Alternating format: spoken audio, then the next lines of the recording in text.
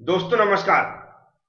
आज का सब्जेक्ट है रेफ्रिजरेशन एंड एयर कंडीशनिंग और आज हम लोग इस सब्जेक्ट का एक वेरी वेरी इंपॉर्टेंट टॉपिक आज समझेंगे जिसका नाम है रेफ्रिजरेंट। और आज हम लोग इसके टाइप्स भी समझेंगे। यह जो टॉपिक है आज का थ्योरी एग्जाम के पर्पज से इंपॉर्टेंट तो है ही, लेकिन ये वह सभी स्टूडेंट जो रेफ्रिजरेशन एंड एयर कंडीशनिंग से किसी भी टाइप के गवर्नमेंट एग्जाम की तैयारी कर रहे हैं तो याद रखें इस टॉपिक से हमेशा 4 से 5 क्वेश्चन पूछे जाते हैं। तो आप लोगों को इस टॉपिक को अच्छे से समझना है। तो समझने के लिए जो मैं समझाऊंगा उसको ध्यान से सुनना है। चलते हैं, स्टार्ट करते हैं। सबसे पहले हम लोग समझेंगे रेफ्रिजरेंट क्या होता है, फिर इसके बाद इसका फंक्शन समझेंगे। आप सभी लोगों ने अपने घरों में फ्रिज देखा होगा। उस फ्रिज को हम बोलते हैं रेफ्रिजरेटर। क्या बोलते हैं?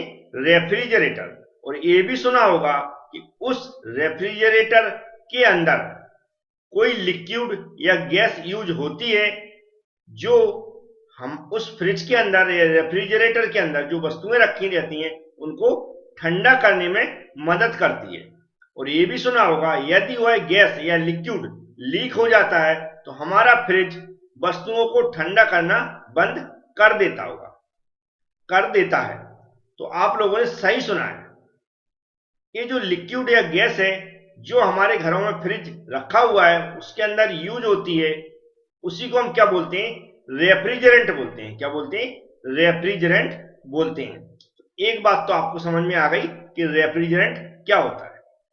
अब ये जो हमारे फ्रिज होते हैं या रेफ्रिजरेटर होते हैं उसके अंदर कैसे काम करता है और क्या काम है इसका, तो ध्यान से समझें।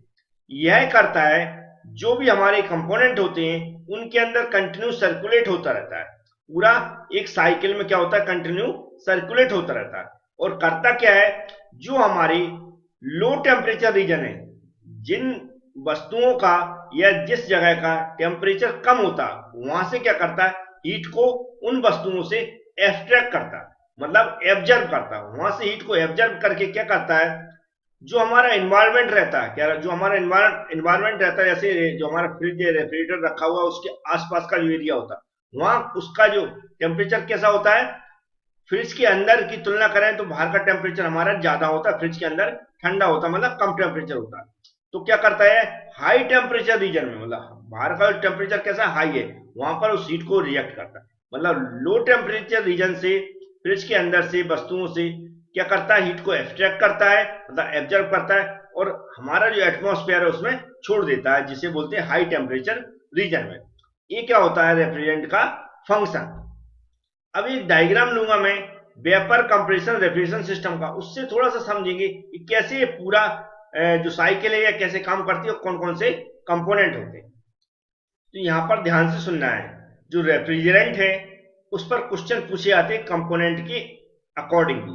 जैसे कि यहां पर एवोपरेटर लगा हुआ है। एवोपरेटर में पूछा जाएगा कि एवोपरेटर उसमें जाने से पहले जो रेफ्रिजरेंट होता है उसकी क्या स्थिति होती है। तो यहां पर क्या होता है? लिक्विड फॉर्म में रहता है। किस फॉर्म में? लिक्विड फॉर्म में रहता है एवोपरेटर के अंदर जाने से पहले। और जो इसका टेम्परेचर जो होता है और प्रेशर होता है वह कैसा होता है? लो होता है। यहाँ पर लिखा है low pressure and low temperature.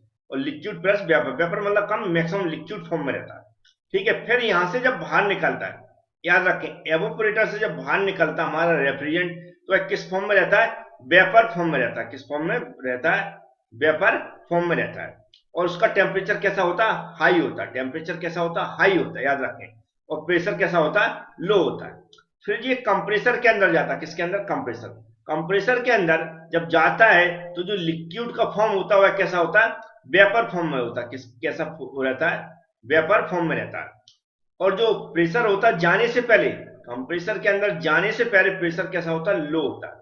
और यहां जब कंप्रेसर के अंदर से बाहर निकलता, कंप्रेसर के अंदर से बाहर निकलता है तो जो हमारा रेफ्रिजरेंट है वह वेपर फॉर्म में रहता है और प्रेशर कैसा होता है? हाई होता है। कंप्रेसर क्या कर देता है? उसके प्रेशर को हाई कर देता है। तो कंप्रेसर से बाहर निकलेगा जो हमारा रेफ्रिजरेंट उसका प्रेशर कैसा होगा? हाई होगा। यहाँ पर लिखा हाई प्रेशर और हाई टेम्परेचर। फिर जो कंडेंसर के अंदर जाता है, किसके अंदर, कंडेंसर के अंदर। तो कंडेंसर के अंदर क्या होता है, जब ये जाने से पहले, कंडेंसर के अंदर जाने से पहले जो इसका फॉर्म होता हुआ है वेपर फॉर्म में रहता है, प्रेशर और टेम्परेचर हाई होता है। जब कंडेंसर से बाहर निकलता, कंडेंसर से जब ये बाहर निकलता है तो इसका क्या होता है, टेम्परेचर लो हो जाता है। क्या हो जाता है, टेम्परेचर लो हो जाता है, लेकिन प्रेशर कैसा रहता है, हाई रहता है। टेम्परेचर लो हो जाता है और प्रेशर हाई रहता है। इसी तरह एक्सपेंशन वाल्व होता है, इसके अंदर जाने से पहले इसका टेम्परेचर लो होता है और प्रेशर हाई होता है, लेकिन एक्सपेंशन वाल्व से निकलने के बाद, एक्सपेंशन वाल्व से निकलने के बाद जो रेफ्रिजरेंट है उसका जो प्रेशर है वह क्या हो जाता है, लो हो जाता है और टेम्परेचर ऑलरेडी लो होता है। तो प्रेशर और टेम्परेचर दोनों लो हो जाते हैं। तो इस तरह क्या होता है, जो कंपोनेंट के हिसाब से जो इसकी साइकिल है पूरी बनी हुई यहां पर दिख रही होगी, उसके अंदर जो रेफ्रिजरेंट की स्थिति होती है वह उस पर क्वेश्चन पूछे जाते हैं, जैसा मैंने बताया वैसे। तो उम्मीद है समझ में आ गया होगा। अब हम चलेंगे इसके टाइप्स को समझेंगे। लेकिन कई लोग समझना चाहते हैं कि कैसे ठंडा करता हूं, ध्यान से उस वर्ड को भी मैं बता देता हूं। यहां जब एवापोरेटर होता है, ये मेन कंपोनेंट होता है जहां से हमारी वस्तुएं ठंडी होती हैं। इसके अंदर जब जाता है, जो लिक्विड फॉर्म में रहता है हमारा रेफ्रिजरेंट के, इसके अंदर एंट्री करेगा तो इसका टेम्परेचर और प्रेशर कैसा होता है, लो होता है। तो प्रेशर लो है तो धीमे धीमे इसके अंदर से जाएगा, यहाँ पर डॉट डॉट दिखाएगा, इसके अंदर ऐसे ऐसे घूमेगा, ये पूरा ऐसा ऐसा जाएगा, कहां तक जाएगा, ऐसे ऐसे करके। अब टेम्परेचर लो है और इसके अंदर जो हमारा फ्रिज है या रेफ्रिजरेटर है उसके अंदर जो वस्तुएं रखी है उनका टेम्परेचर कैसा होता है, हाई होता है। तो इसके अंदर जब लिक्विड जाता है उसका टेम्परेचर कैसा है, लो है।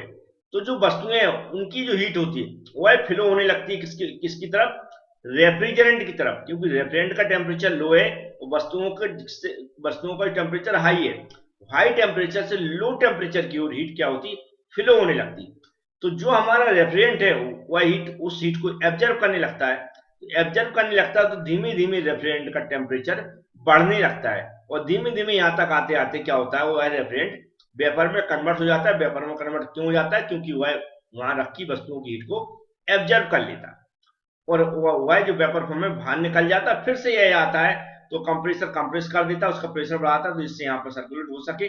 और कंडेंसर उसकी फिर से क्या करता है, हीट को क्या करता है, रिजेक्ट कर देता है एटमॉस्फेयर में। मतलब क्या होता है, यहाँ पर वाटर या फिर एयर का मीडियम यूज किया जाता है, जो क्या करता है उसकी हीट को एक्सचेंज कर लेता है, मतलब उसको क्या करता है, फिर से वेपर से लिक्विड में कन्वर्ट कर देता है। तो यहाँ पर अपनी हीट को वह रिजेक्ट कर देता है कंडेंसर के अंदर।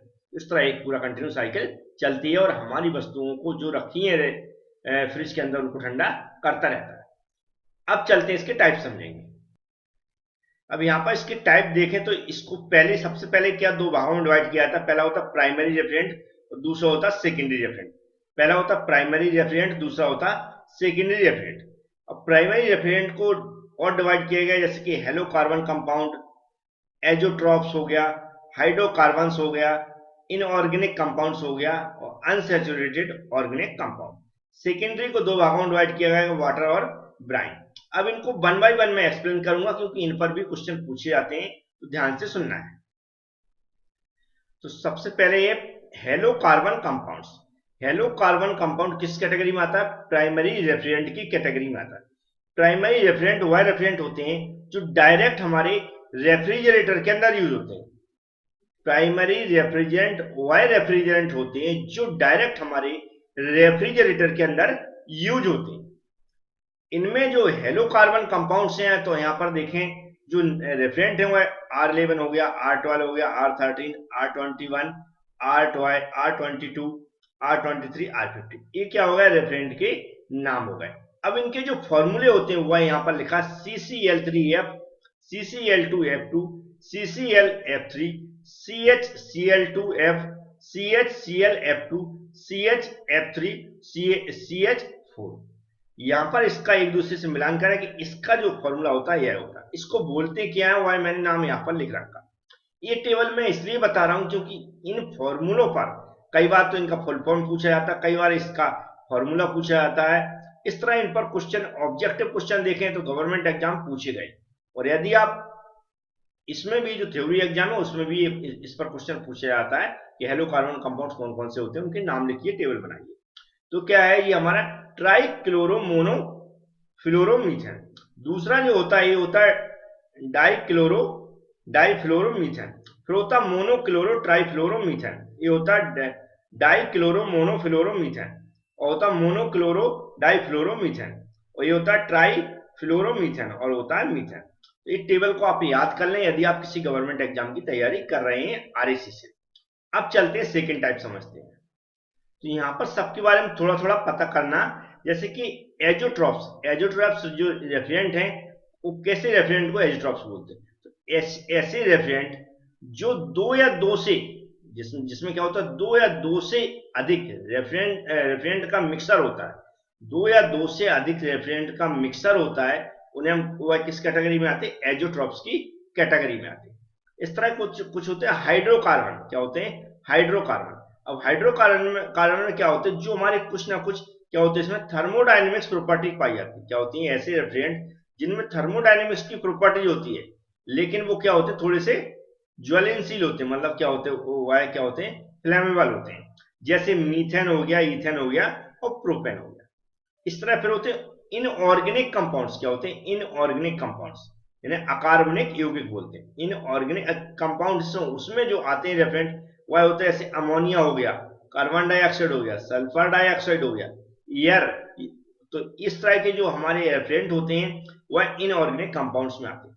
तो इनमें क्या होता है, इनऑर्गेनिक कंपाउंड्स कौन से होते हैं, हो सकता है ऑप्शन में दिया जाता, तो हमें उस पर टिक करना आना चाहिए। या इनमें कई बार क्या होता है, जो हमारे यहाँ पर रेफ्रिजरेंट के नाम लिखे हुए दिए जाते हैं, और बोला जाता है इनमें से इनऑर्गेनिक कंपाउंड्स कौन सा है, या फिर जो हमारे यहाँ पर नाम लिखा हाइड्रोकार्बन कंपाउंड्स कौन सा है। तो इस तरह के क्वेश्चन पूछे जाते हैं। फिर आता है जो यहाँ पर लिखा unsaturated organic compound, unsaturated organic compound. तो अनसैचुरेटेड ऑर्गेनिक कंपाउंड में आते हैं हमारे जो है एथिलीन और प्रोपिलीन बेस जो रहते हैं, वह किसके अंडर में आते हैं, जो हमारे अनसैचुरेटेड ऑर्गेनिक कंपाउंड्स के अंडर में आते हैं। तो ये क्या थोड़ी थ्योरी जो मैं समझा रहा हूँ उसको थोड़ा पढ़ते चले और याद करना पड़ेंगे ये सारे, क्योंकि इतनी आसानी से याद नहीं होंगे, बहुत सारे नाम रहते हैं। अब चलते हैं नेक्स्ट टाइप समझते हैं। नेक्स्ट है हमारे सेकेंडरी रेफ्रिजरेंट। क्या है सेकेंडरी रेफ्रिजरेंट? सेकेंडरी रेफ्रिजरेंट वह होते हैं कि जहां पर जो हमारे प्राइमरी रेफ्रिजरेंट होते हैं वह डायरेक्ट किसी स्थान से, जहां पर उनको किसी वस्तु को या किसी जगह ठंडा करना है, वहां से हीट को क्या एब्जर्व करना आसान नहीं होता। क्या होता है, ऐसे स्थान से, ऐसी वस्तुओं से जहां पर उनको ठंडा करना है, उस स्थान से प्राइमरी रेफ्रिजरेंट जब वहां से डायरेक्ट हीट को एक्सट्रैक्ट नहीं कर सकते और उस स्थान से हीट को ले जाकर उनको ठंडा नहीं कर सकते हैं, तो ऐसी जगह क्या करते हैं हम, जो हमारे सेकेंडरी रेफ्रिजरेंट है उनका यूज करते हैं। क्या करते हैं, सेकेंडरी रेफ्रिजरेंट का यूज करते हैं। तो होता क्या है, जब हम सेकेंडरी रेफ्रिजरेंट की यूज करते हैं तो यहाँ पर क्या होता है, सेकेंडरी रेफ्रिजरेंट है उस स्थान से जिस स्थान को ठंडा करना है, तो वहां से हीट को लेते हैं और ट्रांसफर किसको करते हैं, प्राइमरी रेफ्रिजरेंट को करते हैं।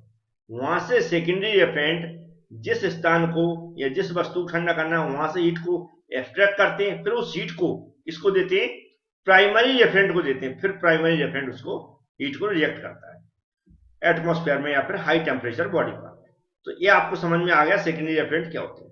तो सेकेंडरी रेफ्रिजरेंट का मतलब है यहाँ पर जहां पर हम डायरेक्ट प्राइमरी रेफ्रिजरेंट यूज नहीं कर सकते वहां पर हम सेकेंडरी रेफ्रिजरेंट का यूज करते हैं। सेकेंडरी रेफ्रिजरेंट क्या करते हैं, उस जगह से हीट को एक्सट्रैक्ट करते हैं, एब्जॉर्ब करते हैं, फिर उसको किसको देते हैं, प्राइमरी रेफ्रिजरेंट को देते हैं। और यह क्या होते हैं, इनमें जो यूज करते हैं रेफ्रिजरेंट उनको मैं बता देता हूं। सेकेंडरी रेफ्रिजरेंट में पहला आता है वाटर। अब वाटर की यूज कब किया जाता है, कि जब जो हमारा वाटर रहता है, क्या रहता है, वाटर रहता है, उसका जो फ्रीजिंग टेम्परेचर है, क्या उसका जो फ्रीजिंग टेम्परेचर है वह एबव रहता है रिक्वायर्ड टेम्परेचर से। जब वाटर का फ्रीजिंग टेम्परेचर जिस टेम्परेचर की हमें रिक्वायर्ड है उससे जब एबव रहता है, तो वहां पर हम क्या है, वाटर को एज अ सेकेंडरी रेफ्रिजरेंट के रूप में यूज करते हैं, एज अ सेकेंडरी रेफ्रिजरेंट के रूप में यूज करते हैं। जैसे कि एयर कंडीशनिंग जो प्लांट है उसमें चिल्ड वाटर है, इज यूज्ड फॉर कूलिंग और डिह्यूमिडिफिकेशन में। क्या होता है, इन एयर कंडीशनिंग प्लांट्स में और चिल्ड वाटर यूज करते हैं कहां पर हम, कूलिंग और डिह्यूमिडिफाइंग एयर में।